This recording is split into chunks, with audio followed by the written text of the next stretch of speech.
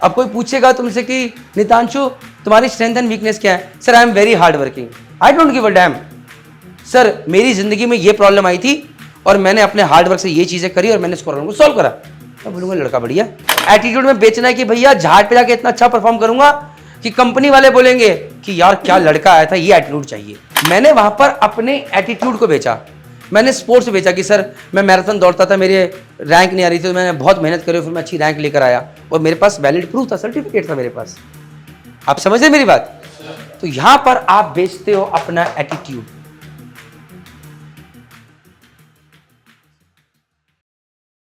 Sir, my name is Mitanshu Deshmukh.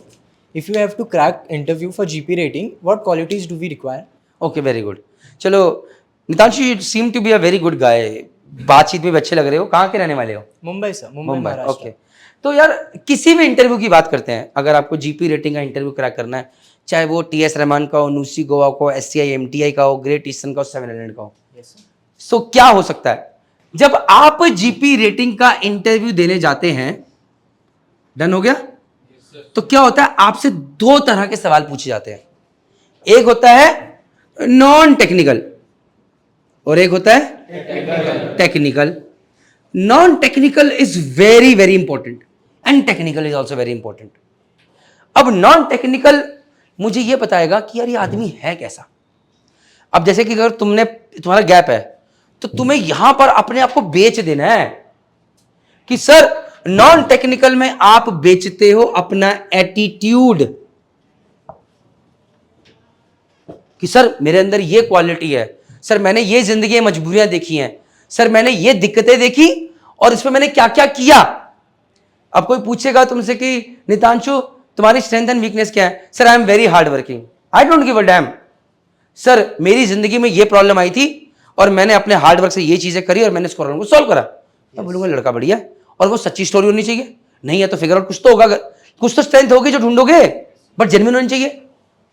तो यहां पर यू सेल योर एटीट्यूड। जैसे कि जब मैं मर्चेंट नेवी का अपना कंपनी का इंटरव्यू दे रहा था, बैठ जाओ बेटा, तो मैंने अपनी गरीबी बेची, मैंने अपनी स्ट्रगल्स बेची। सच्चाई बता रहा हूं।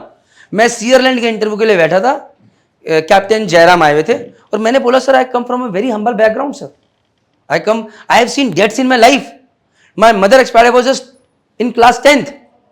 I have seen a lot of challenges.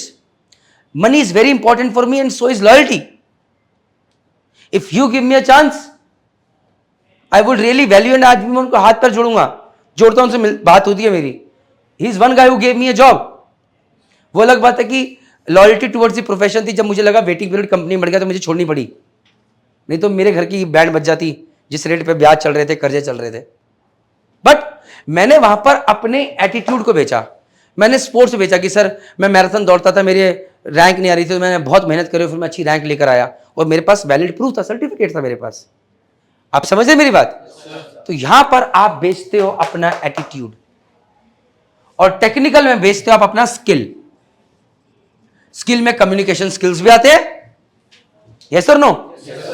और स्किल के अंदर आपको कितनी नॉलेज है वो भी आती है।